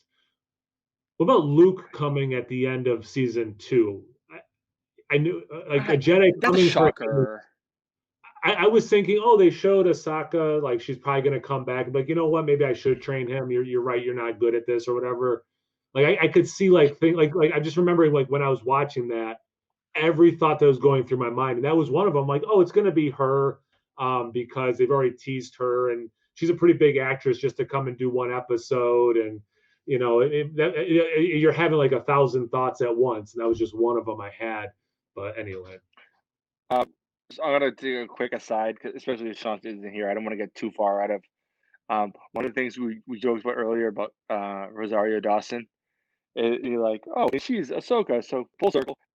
I was thinking how funny it would be if we ended up somehow talking about kids, and like because it's like like kids with AIDS, and it's really this horrible, this depressing story. It's like, oh, and Rosario Dawson, she's Ahsoka. Like how far off topic would we gone to like talk about these kids all getting HIV and raping each other, and like yeah, demented. My mind did not go there. My mind did not go there. Well, when you guys are talking, I mean, I don't want you to have to go back and watch all this, but when you go back to your CV, like the face, that's what I started thinking. Like, wait a minute, like because that's something we would end up doing probably at some point. Not that literally, but in that kind of vein, we'd go something demented. But like it'd be like just talking about the most horribly depressing thing. Oh yeah, and Rosario Dawson, she's a sucker, and I thought that'd be funny. No, it is funny. It's funny. Yeah, man. It was kind of cool thing though to watch unfold for a first time and really not know. And like the prequels, I can't think of anything that was, because you kind of knew where the story had to go. So I don't think there was anything that was too like, whoa, like this person's actually this person's whatever, or like. And then the newer trilogy, what do people even call the new trilogy? Like, I know you're gonna say like the crappy one, but like we call it the prequels. What do you call the new trilogy? The postquels? Like what's the term? I don't know. There was nothing in those ones either that I was like, wait, what? Like that person, or this is how that relates, or whatever. Yeah, they were mostly obviously. I mean, I don't know how far, because we're already an hour and 10, and how far we're gonna get into those, because we haven't even earned that part. So they were mostly, to me, like for me, especially the first one was basically for like a kind of a piss poor rewrite of A New Hope, and the rest of it was sort of like weird fan service or weird like subverting things in obvious ways. Like I feel like a lot of it was just like, oh, okay, yeah, yeah, I guess. It was like a lot of that, like, okay, Luke dies, what? Okay, or whatever, or fine. It was stuff like that. It was never like, holy shit, what the, like, you don't have any of those moments, you know. And you know what movie you did have that in? Fucking Rogue One. That movie had holy shit moments. That movie You was didn't have a awesome. holy shit moment in Force Awakens when they're like, "Oh, let's take that ship because that one's a piece of shit," and then that ship got blown up. And they're like, "Let's take that ship," and the Falcon had the fucking tarp on it, and they jumped into the Falcon. They had that crazy fucking TIE fighter sequence. You didn't have an oh shit moment during that. No, I had an oh shit moment during that. I'm probably somewhere between you two on this one. You knew it was gonna happen. To Mike's point, you know it's going to happen because they are trying to like hook you in, like, hey, this is the Star Wars. You remember, you know, here's some new people, but there is a Star Wars. Remember, but to Sean's point, like, you know, I got the cup. It's like when you're at Galaxy's Edge at Disney and you turn that corner and you see the full scale Millennium Falcon. Like, I knew it was there. I knew that existed. I knew I was going to see it. And it still blew my mind when I saw it. You literally turn into a child. Right, but Kyle, did it blow your mind when you saw the film, or was it like, oh, that's cool? Oh no, Mike, I started this off with. No. Okay. I'm not saying that you're arguing with me. What I'm trying to do is cement that Shaun is a 4-year-old, and you're an adult with a 4-year-old brain. You wish you were a 4-year-old brain like me, so that you'd be just as excited. Like, yeah, that's fair. That's true. That's true. I wouldn't have said it blew my mind, but it gets the feels going, maybe. Yeah, no, that's what I meant. It got the feels. So the member berries, you know, like, yeah, it was totally that thing of like, hey, remember Han and Chewie? Hey, remember, you know, Millennium Falcon? Like, I fully acknowledge that is part of it, but I wanted that. Like, that's one of the things. As someone who doesn't hate the new trilogy as much as some, although I don't love it either, I actually wish there was more of the original trilogy people to get, like you never saw them all and part of it's because of you know, her tragic death. But like, if you're gonna give it to me, give me the thing. I disagree. With you, Kyle, because because Han was already dead. You were never gonna get all three of them together. Because Han was never. Han's character was already dead before Carrie died. Oh, I see what you're saying. I see what Force Awakens, and I know, like, okay, so going to build up your George Lucas thing, that he did not have all of the whole original trilogy was not some master plan he had from the beginning. Okay, we know the same thing is true with what Disney did with the newest trilogy. They did not have it all mapped out perfectly. We know that for a fact, right? And obviously, we don't know about people dying in real life. All this is obvious, but like, they're all in the first movie. Luke for 3 seconds at the end, like you. That was infuriating, but we can get to that later. Well, okay, let me put it this way. I'll just put this out there, and whatever happens or doesn't happen is fine. You're giving me what I want, like that does seem, and I think it's a very valid criticism of those, is you're doing the fan servicing. I understand that argument. I'm not even gonna say I disagree with it. There's a lot of fan service, right?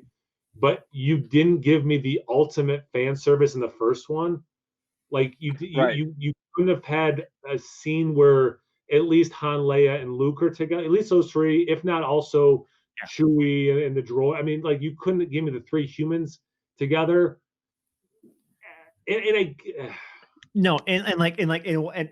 they not, I don't want to say purposely. Well, they did do it purposely because they wrote it purposely. They killed Han before they knew he was going to meet Luke. Like, they knew what they were doing going into it. Like, that you would never get to see.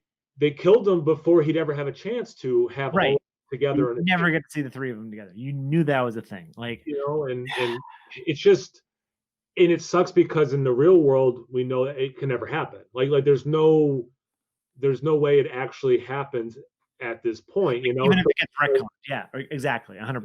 Yeah. You know, in the wettest nerd dream where they redo the new trilogy the exact way everyone apparently wants it done, they can't get her to do it. You know, like that doesn't exist, and that sucks. And we got the awesome young Luke at the end of the Mandalorian, and that was amazing, and that made all of us so happy. And I'm glad Mike said that earlier about like that's everything. Star Wars is young Luke, and and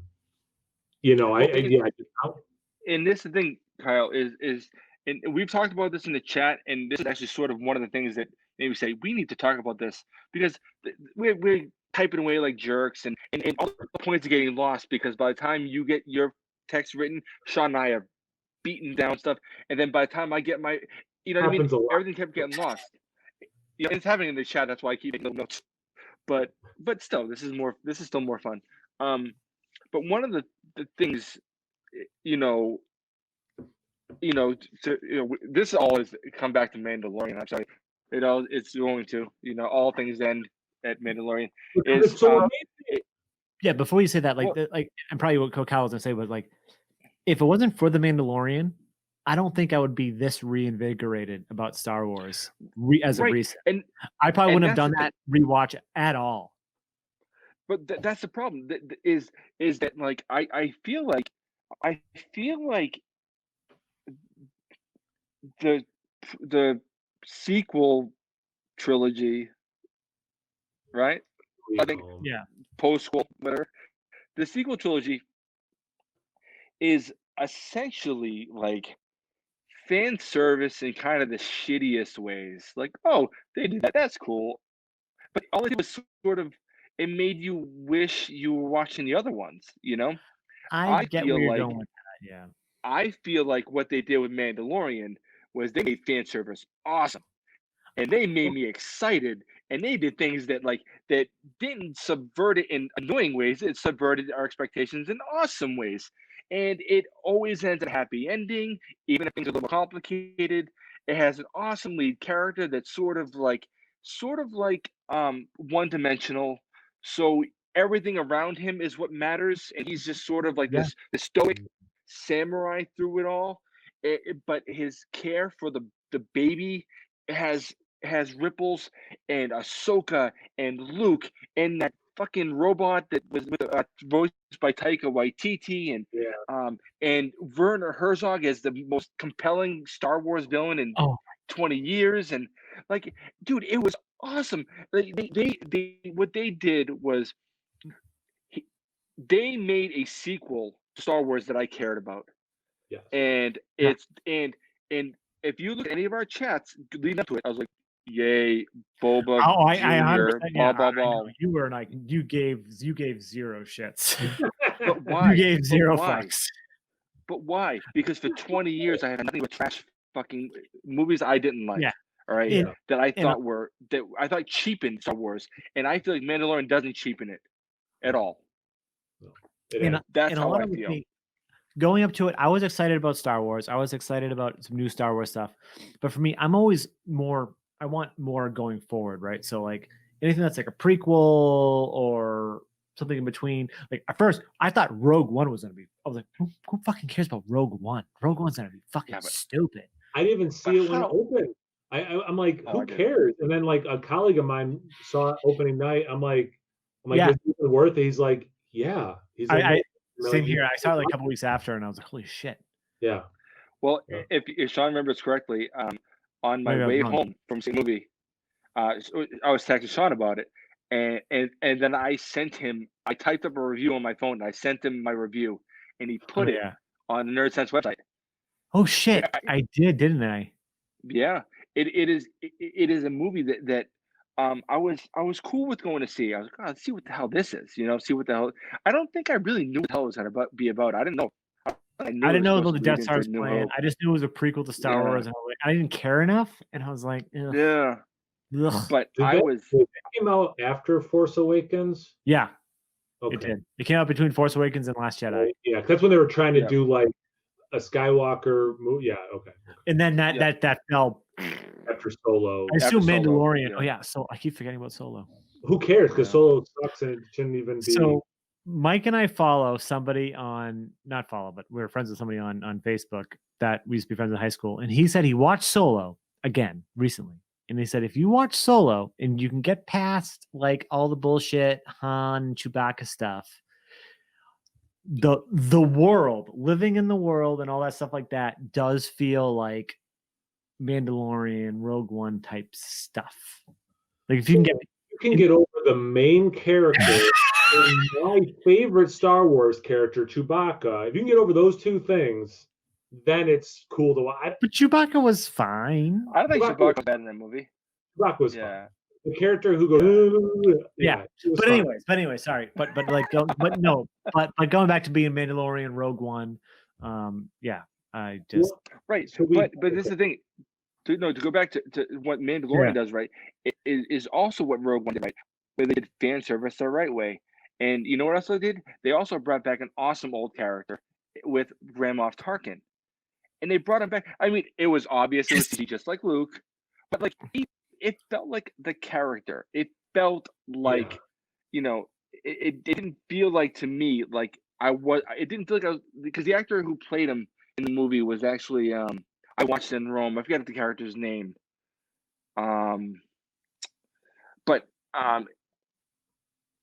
it to me it felt like Tarkin. You know what I mean? And the first time I saw him, I was like, "Holy crap, they did it!" Like, and because I remember even very early on in the movie when I read the time frame, I was like, "How are they supposed to do this without Tarkin?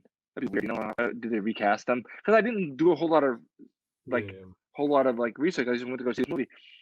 And when I saw him, I was like, whoa, okay, this worked. Okay, I get this. Okay. You know what I mean? It's a little jarring at first, but then it just worked to me. It felt like Tarkin, the way it was written, the way it was portrayed, it felt like Grand Moff Tarkin, right? And so that was the first, like, holy shit, And then like when the movie really builds up and you have that battle, the beach scene, and people just getting blown the fuck up, and like they destroying the city and all this stuff, it was operatic, And then when they pull out Darth Vader just wrecking fucking house, like, dude. Well, when they pulled out Vader in the beginning, I lost my mind too. Like before he wrecked house, like just seeing Vader, it was like, holy. Did you read the article where they said like, so Vader had like red lenses, and they said the reason they did like that because it was like the way that they did it during A New Hope because of certain like things they went like deep into like the archives to figure out how that shit was like filmed. It's like, but that's the thing is what they did is they did fan service in the right way, where it wasn't about the fan service, it was about the story.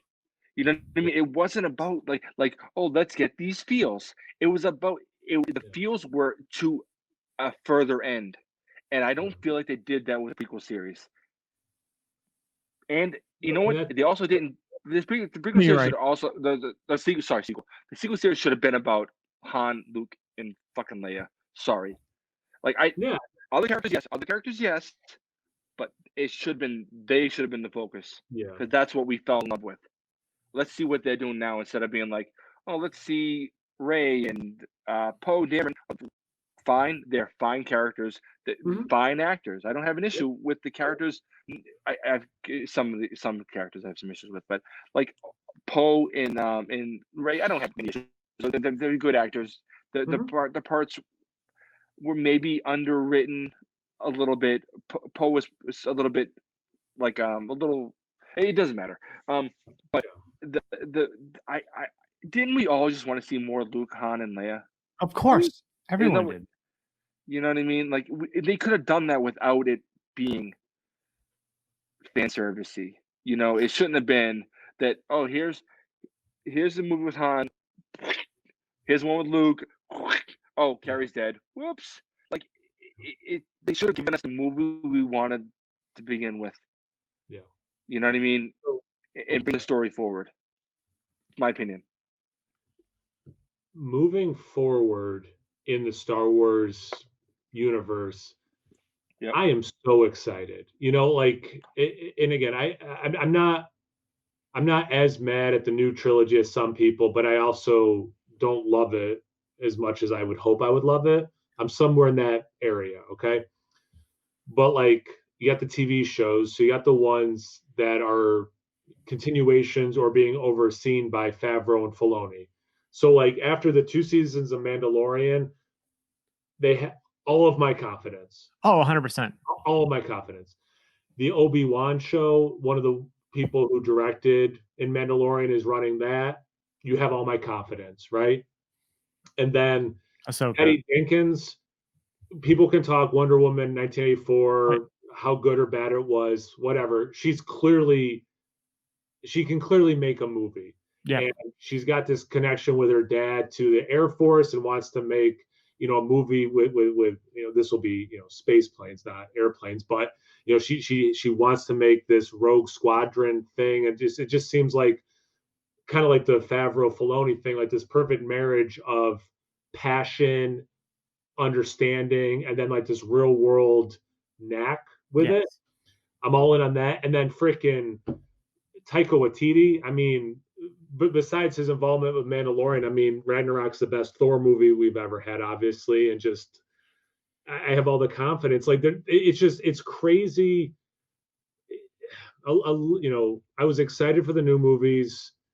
I don't hate him as much as some people. I didn't love him as much as I wanted to, but the stuff that's on the docket, it's so exciting. It's cool people making cool sounding projects. And and I didn't think of this until you started saying it. I'm as excited as you are. Like everything you said, I am ecstatic. But think about it this way: when you said the future of Star Wars, right? Think about it this way: nothing that you said, including those shows, including those movies, maybe Rogue Squadron, because we don't know. Nothing is post sequel. Yeah. Everything is right. Like Rogue Squadron. No, it's true. It's probably not going to be post sequel. Mandalorian, we know the timeline there. We know Ahsoka. We know everything's like Jedi, Clone War. That type of stuff. Like, are they slowly retconning the movies? Well, that's the thing. Like Mandalorian might get us to care a little bit more about the newest trilogy. Like it looks like there's some stuff that's kind of like helping to explain some of the stuff. Like Palpatine came back, huh? It's almost like it's like a Trojan horse of getting you to like sneaking you in to care about this more than you did. It's the High Republic stuff that they're doing now is just like, let's go pay attention to things that happened 500 years before the Jedi even started in A New Hope. You know what I mean? Like the Rogue One thing. I mean, one of the coolest things about it is, there's like this flaw in the original trilogy. Like that's all it took to blow up the Death Star. Like that's ridiculous. And then it's like, oh, that's sick. That's why they were able to do it. Like that was the guy's plan the whole time because he didn't want to be doing that. Like it was just really cool. And I mean, they got the we're trying to test, doing experiments on baby Yoda. I'm sorry, Grogu now, and trying to collect the M out of him, whatever that is, and it's like, does it say Grogu on there? Does it still say, what's it say, Baby Yoda or the child, or does it say any of that stuff? I don't think any of the marketing materials say Baby Yoda, right? No. This says the back says l'enfant. Yeah, mine's in a bunch of French too. French, that's the baby. So and now it is a statue because as great as that $80 robot that I thought I was buying was, it doesn't do much. It kind of goes back and forth, makes sounds, and then when it does a force, it goes like that. It goes. Is he flipping me off? Yes.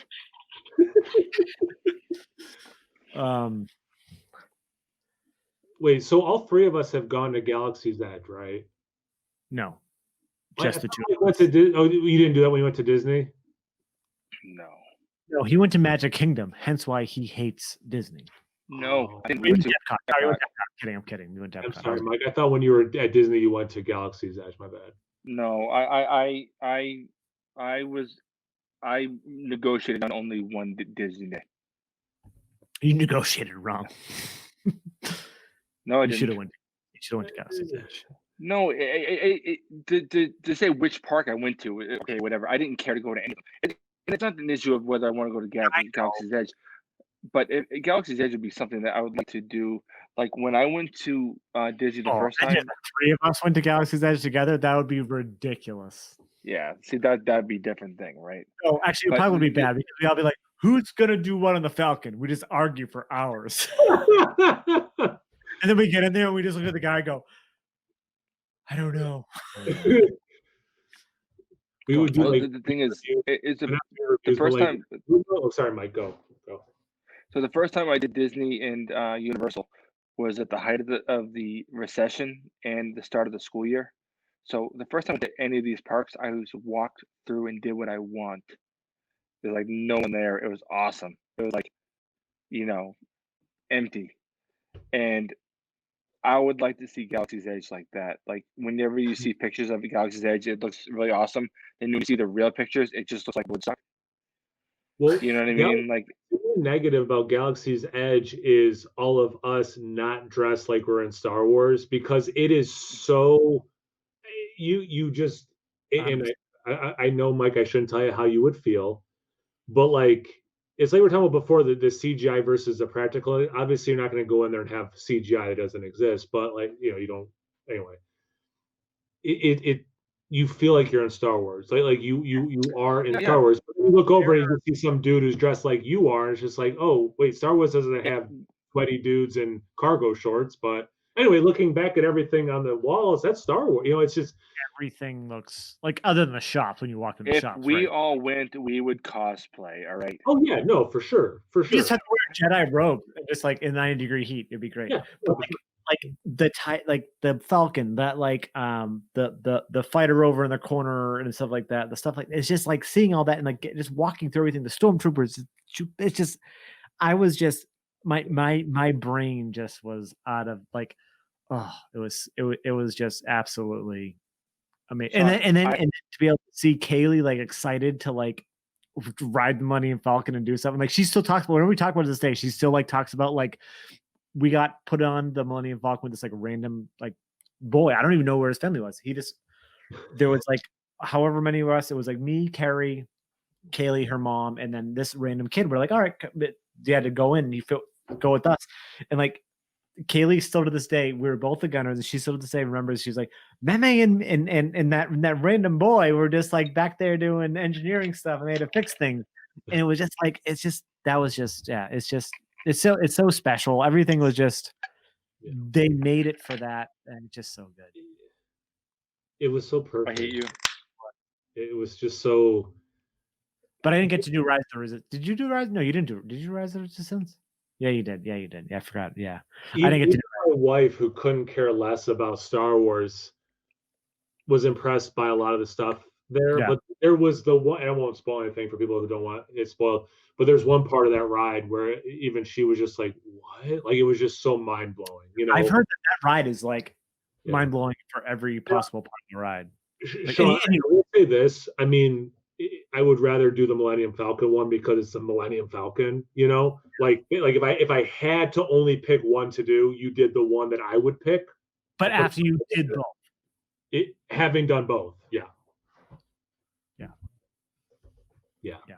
Because walk inside the Millennium Falcon at one point. You're literally inside. The table, you sit down and take a picture. I wish I did. I should have sat down and taken a picture. I was like, I don't know if I sit there or not. Like, did you do it? No, I didn't. I thought the same thing. Yeah, I'm like, Carrie actually was like, "Do you want to sit down and take a picture?" I'm like, "I'm in line. I don't want to just do that." I don't know if I'm allowed to, and I didn't do it. Yeah, he did the same exact thing. Oh, it was so good. The cantina. So this to circle it back, right? Like, it was that perfect marriage of this thing that I've, like Mike was saying at the very beginning, and like I feel the same way. It's this thing I've always known and enjoyed. To be that fully immersed was just something you don't think you're going to experience in your life. Like there's just, we're so lucky that, we're getting so much, these things we care so much about, we are getting so much of them from them. And it oftentimes at high quality, and we can, whether it's, the DC movies or Marvel movies or other comic thing, TV shows or whatever, or something like a Star Wars. I don't know. It's the perfect time to be nerds, like nerds in general, like everything we're getting. Like, I remember I remember a theme park and hanging out doing the Simpsons ride. And at the end, I got out and I walked to the gift store, and it was a Quickie Mart, and I was like, "Whoa, it's a never been." Dude, Yeah. Carrie and I still had because we went there by ourselves that time. We left Kelly with one of our parents, and like, yeah, no, the Simpsons stuff is still fun. That's on my list. I went to Moe's, and it was pretty much Sam Adams, which was Duff, and it was great.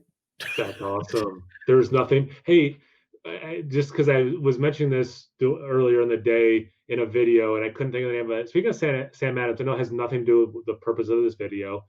What was that beer that they made that they used noble hops? Was it Noble Pills? They had a Noble Pills, yeah. That beer was so good. Anyways, I couldn't pull the name. I'm like, I think that's what it is. Oh, I was doing a Hot Butcher unboxing, and when I got to the pills that you guys did, I was like, oh yeah, Noble Hops. I'm like, they had this delicious beer. I can't remember the name of it. It's like Noble Pill. Okay, anyway, back to Star Wars. Sorry. Yeah, I hate you, Kyle. That beer was so good. No Pills was fine, but it replaced the white ale, and that's bullshit. Did it really? The white ale was better. Yes. That was it became the spring ale. It was the spring beer. That was a good beer. That was. It was good, but I prefer the white ale. You know what I mean? Like, the white ale was good. The white ale was also good. But yeah, the cool thing, I don't know when I'll get back to Disney, obviously, but like they are building up the Star Wars thing even more, and now there's this talk of like maybe having more Mandalorian characters. Branding, yeah, interesting. But yeah, I just, not that we have to wrap it up right now, but yeah, it's just such a special thing for so many years. The fact that it has endured before we were even born, it was a big deal, Yeah. So our entire lifetimes, it's been a big deal, and there's all this legitimately super exciting stuff coming, and it's not just hype, it's not just like wishful thinking, it's legit happening. Filmmakers and legit actors and money to actually produce it at high quality that's coming. Like it's a cool time to be a Star Wars fan. It's a cool time to be like, and like you said about DC and Marvel, it's a cool time to be a fan. Not really anything. Like everything's coming that's high quality, regardless if you think it's shittier or not. Like Marvel, DC. Something real quick.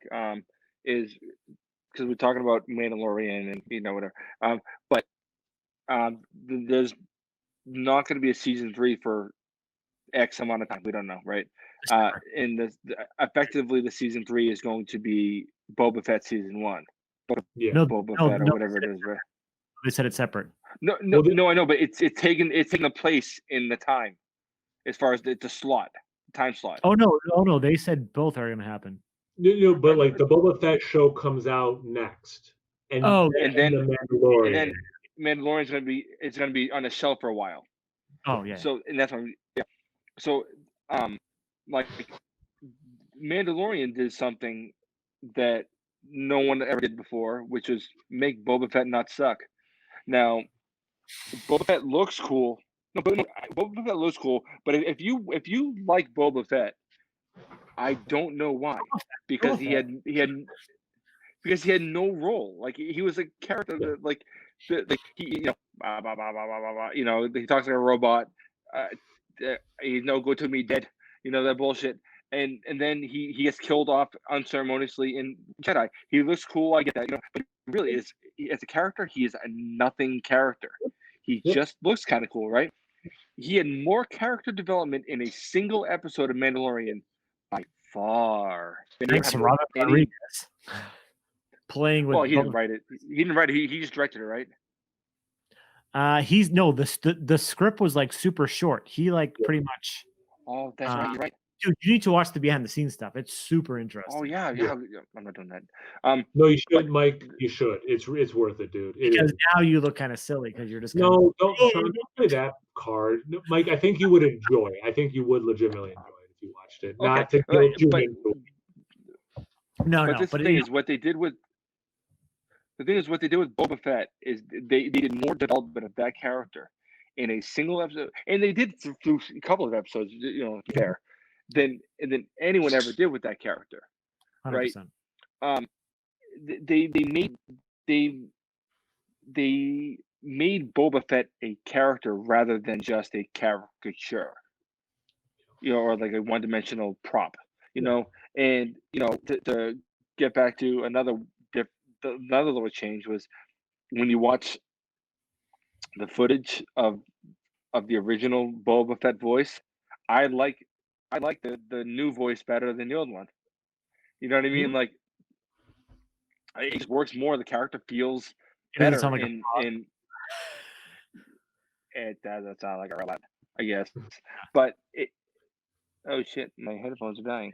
Do you think that's how they made him sound because of all the other robots? Do you think they made him wanted to sound like a robot? I think that I just think they processed the voice beyond usability, like to where it didn't sound. I think the point was to make it almost robotic. Yeah. But I think that I like the way his voice sounds. I think that's a better sound to his voice. Yeah, it sounds cooler to me. And I think that if you had told me, like, oh, they're doing a Boba Fett show, I'm like, yay. But like, I remember, what the fuck are they gonna do? Now you don't know what they're gonna do. Yeah, I was like, that's gonna be dumb. But well, and that's like you were saying about Mike's opinion of Mandalorian before it came out. I mean, let's say we knew about Baby Yoda. Like, if someone had said, like, yeah, it's going to be this guy, he doesn't take off his helmet and he doesn't talk a whole heck of a lot, and there's this Baby Yoda, and they just kind of like go around the galaxy and fight monsters for different reasons, and then they, that sounds retarded on paper. Yeah, right. Like, that sounds so stupid, and then you watch, it's like, oh no, they executed this perfectly, and this is everything I've ever wanted in a Star Wars property. Like, it's just on paper it sounds silly. Like, think about your last three sentences, right? And those don't even begin to reach what is the truth. Like, you were being modest by those statements. Oh yeah. Like, it sounds, and I agree with you about the Boba Fett thing. Like, that sounds silly. Like, yeah, he's a cool. You're 100% right. He's a cool looking character who, and I'm as guilty as anyone who's like, yeah, he's cool. It's like his look is cool. Like, there's nothing about him that I've seen that was particularly cool, or character development or any of that stuff. But then it's like, no, he's been given time. And watching him beat people, even just thrashing them with a staff, is like, dude, like, you learn more about Boba, and you don't learn much, because I think they're gonna do more later. But like, you learn more about Boba and his, maybe not him, but maybe his motivations. He feels more real, feels more fleshed out. Maybe it's because also you see him without his mask for some amount of time, and there's a lot of things going on. But like I cared about him. I think that, like, when you see that he definitely has a code of honor, also helps. Where he says that I'm indebted to you. Like all the, like, you get a sense of who Boba is, and now when you see the Book of Fett, whatever the show's gonna be called, I forget, but him and what's her name? Yeah, I mean, when her character, what's the character's name? Fennec. Yeah. Fennec, right? Fennec. Yeah. Like who would have thought I give a shit about Fennec, a throwaway villain in the first season? You know what I mean? Like, she was fine. She was great. Cool. I mean, that win. Oh yeah, yeah, she's great. She was great, but I didn't give a shit. Like, 3 seconds after her character was killed. Yeah, in the first season, I'm like, that's awesome. I love her as an actress, and like, that's awesome that she did the show. But I never would be like, oh, she cool to come back. Yeah. All I thought was, oh, did he just pick her off the set of Agents of S.H.I.E.L.D. and they threw her, like, you know what I mean? Like, it's fine, that's cool, But like, by the end of the show, the season 2, I'm like, Fennec is awesome. Fennec is awesome. I cannot wait to see what they do with Boba Fett and Fennec. Exactly. There's just it's less about Mandalorian, is it? It's less about that and more about people treating the world right. Yeah. And I think, again, that goes back to not me being as harsh, but you really need to go watch. You should go watch the behind the scenes, especially so there's each episode of the first season, but the second season is one episode, and it explains like the world, what you're saying, the world with Fennec, and they show like the difference between when they're filming, like, you know, on set in the volume versus when they're like on location at certain things and how they're filming. It gives you a different, not different, but like it makes you I don't know, for me at least, it makes me appreciate the show more and appreciate the actors and the directors, given like what they're given. Like, given that Robert Rodriguez, like the script they said was like what, 18 pages? 18, yeah. There was like really 18 pages for a script, and he just did everything else. It's usually about a minute per page, so like that was how not long is the episode? How long is the episode? 33 minutes. Yeah, wasn't it? did you see the video he did with his kids? Yeah, that was so rad. When he first got the job. Yeah, but like, and Mike had mentioned. Mike mentioned what? I want to hear what I had to say. Just like you're talking about, like Boba Fett fighting with the staff, like even that was something I learned in the behind the scenes. Like they used the actor's martial art background. Like, okay, let's interweave this with what we were thinking, and they came up with his fighting style. Like that's why I'm saying, like, I legitimately think you would find it interesting to watch, but it's your life, it's your time. I'm not gonna, but I do think being a Star Wars fan, you think it was cool. Yeah, but my thing, sorry, getting back to what we've talked about earlier with the episode length and what Robert Rodriguez was doing. I read the episode. I saw something. I didn't watch anything, but I was reading something about it, and in my understanding was that because for that episode, if you want to go rewatch it, it is very short on story as far as that's the big, as far as time, right? Yeah. Right. What's there is very effective. So that's not a criticism of it. The stuff is very good, but it is very action oriented. And I think that basically, and that's what they said. Hey, Robert Rodriguez, you did Desperado. You can figure this out. And he did. I mean, he fucking did. It was. That's what's so cool. Just he loves the property. He wanted to, like, the Boba Fett he fantasized about, filling in those gaps because there wasn't much about him. He got to do that, and he's gonna be involved in the series. Like that's where we're at in geekdom, is like a mind like his. They were able to tap and be like, yeah, like, so you're gonna help us make the series of this character you love so much and that you made so cool in that episode. Like that. Yeah, it's amazing. Original trilogy, Rogue One, Mandalorian, everything else is icing on the Star Wars cake. For me, like those things are the foundation, and then everything. Mike, I understand what you're saying by like fan fiction. I get that. For me, it's the icing on the cake. I have enough really amazing Star Wars stuff. Everything else is just fun extra, and I think we're saying the same thing. That's a good way to put it. Yeah, no, I don't think I disagree. In fact, Shaun, you'll remember this. Me and Reed were talking about something, and Reed was saying how he wishes someone would do like a supercut sort of season 1, like turn it into a couple of hour movie, and do it season 2 as well. And I said, just if you tack them together, it's a 3-hour movie or something, whatever it is. Yeah, those will be my 6 favorite Star Wars movies.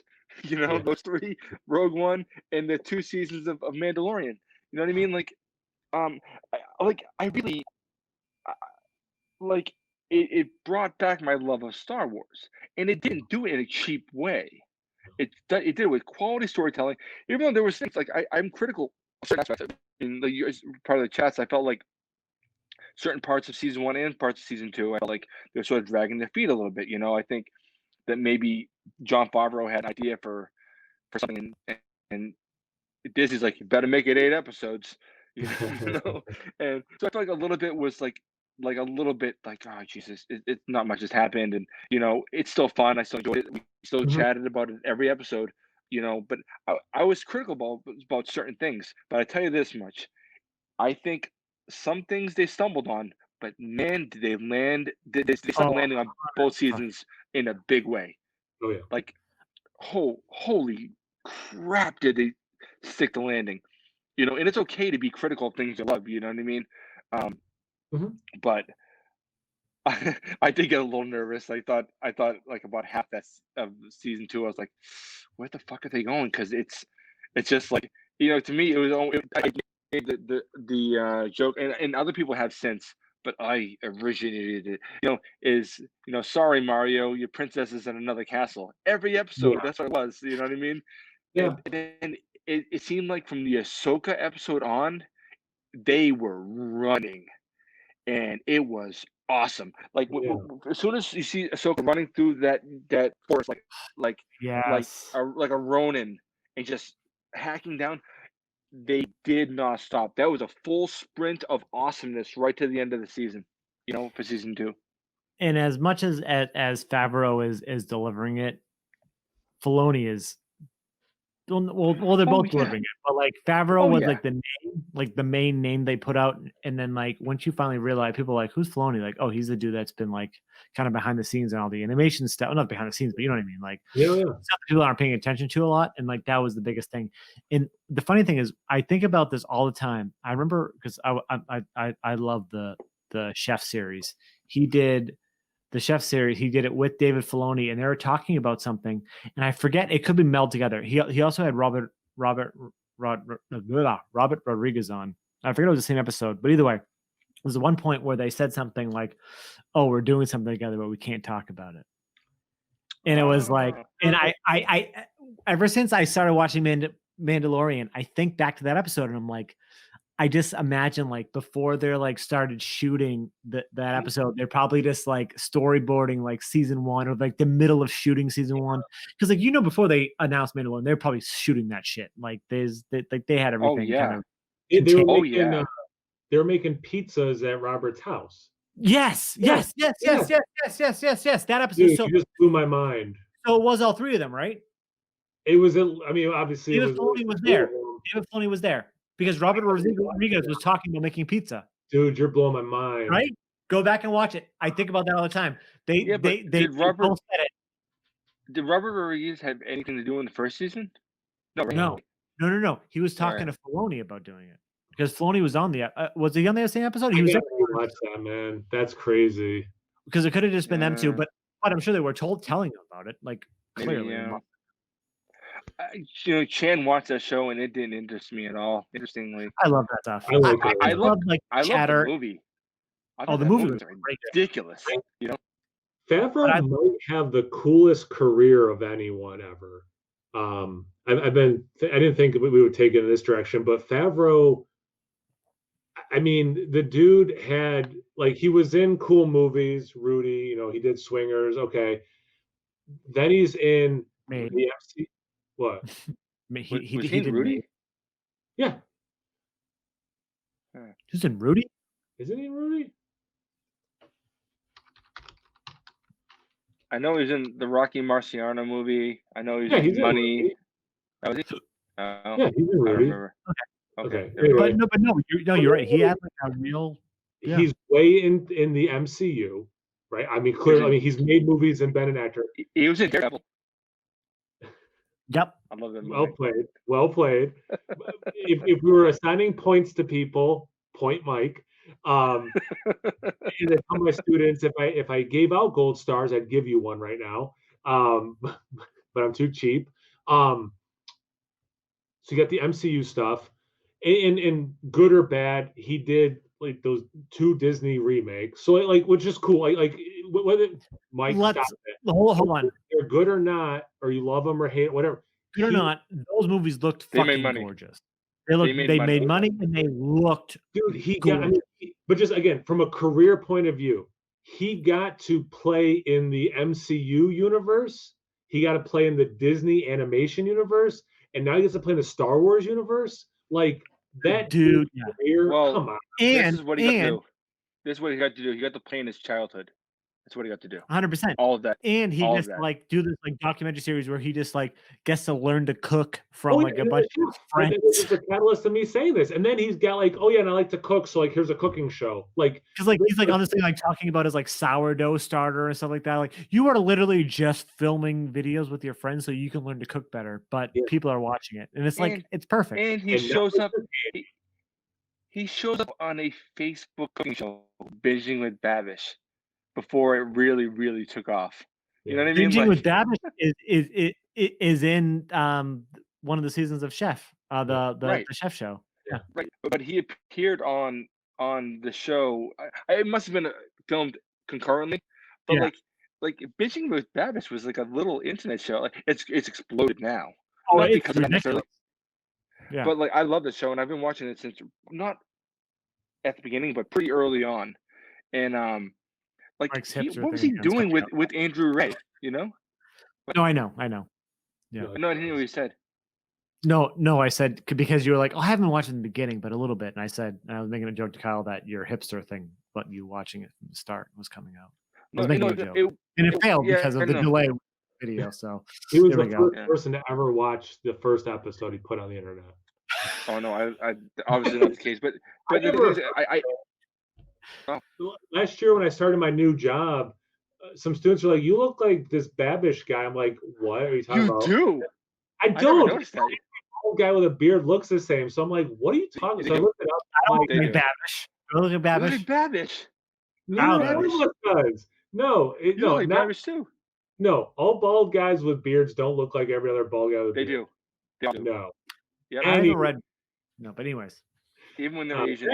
Mike, stay on point. Star Wars. Anyway, back to Star Wars. Yeah. About Jon Favreau. When's he going to direct? No, not when Jon Favreau is going to direct a Star Wars movie. When is David Filoni going to direct a Star Wars movie? Well, okay, so we just talked about Favreau. Filoni to me is so interesting because he is in some ways like a mentee of George Lucas, a protege, whatever term you want to use, and like literally director standpoint, he doesn't. When you ever watch one of those documentaries, he doesn't feel comfortable like directing. Like you could tell, like he's being like he was very apprehensive about directing a live action show because he's directing animation for the last couple of years. And I totally cut you off, Kyle. But yeah, he just but now it's like, all right, he's probably directing this up, and I'm sure like none of us know what this feels like, but I can only imagine like if you're directing animation, you're like, all right, let me look at this. All right, I have it on my tablet, right? You're looking at it. Okay, do this. I want to do this. Directing's got to be a whole other thing. So I'm sure Favreau was on set. I'm sure other people were on set, like being like, all right, here's how you do this, this, and this. He's like, ask for this. But like he knows exactly. He's out of everyone else, he is like the Uber Lucas, I guess, right? Like, you know what I mean? So, but go on. You were saying he's an interesting. And again, not to beat the dead horse. Just one thing, Mike. Sorry. Yeah, this dead horse of Mike should watch the behind the scenes stuff. But there's one episode from the first season behind the scenes, and I'm sorry, I cannot remember which thing he was specifically talking about. But they end the episode. It's probably a good 10 minutes of him just talking, just him. And he's talking about a scene from the prequels, which again, like they're fine, but they're fine. And it got me to care about it, and I like almost like on a visceral, emotional level. I'm like, wow. And then that does set up for how the original trilogy. Then I'm like, it was 100%. I could watch a master do almost anything, like something I couldn't even care less about, but to watch like the world's best person do it would probably interest me. And it was like that. It was like he is the perfect person to explain this Star Wars lore, and he did it. It was beautiful. Like there's no other word. It was a beautiful thing. I bet if we had him on this right now, like he would just talk the whole time, and I bet he could convince Mike that everything about Star Wars is great. He made me think the prequels were better than I ever thought they were. Like a 10-minute thing. It was nuts. It was so freaking nuts. Yeah. It was wild. Yeah, his knowledge, and he obviously understands storytelling because he worked in the animation. So I'm not trying to take anything away from him. But then you add Favreau to that. It's like the perfect Robert Rodriguez and do the Mandalorian and do the Boba Fett. Like, come on. One of the things is when Kevin Smith was going to do work on Supergirl and Flash and everything, he said, listen, I know how to make movies. I know how to do these things. But when I go to do this show, I get nervous. But when you get there, everyone there already knows how to do their jobs. So Yeah. if you're gonna do something wrong, they correct you right there. Yeah. Like the special effects guys, like, no, you can't do that. Or you know, it becomes like where the director is really just sort of like, I don't know, he's just sitting in the chair that day. You know what I mean? Like everyone knows how to do what they're doing, and I imagine that the only way Favreau got Filoni to do these things is because they'd already done like 13 episodes where like the DP and you know the lighting guy and Well, all Filoni's this episode was everyone. like early in the season, mid-season, wasn't it? Of It season was the one? Ahsoka episode. Yeah, No. His first directing episode, wasn't it? No, he directed an episode of season one. Oh, from Okay. season 1. Sorry. Yes. Yeah. Okay, but I thought his No, but first one anyways, was in everyone's a season 2. veteran. Everyone's a Right. veteran on this show. Right. And It's seemed so like, people but were- no, but I'm saying, even to get him to do it, he would have had that support.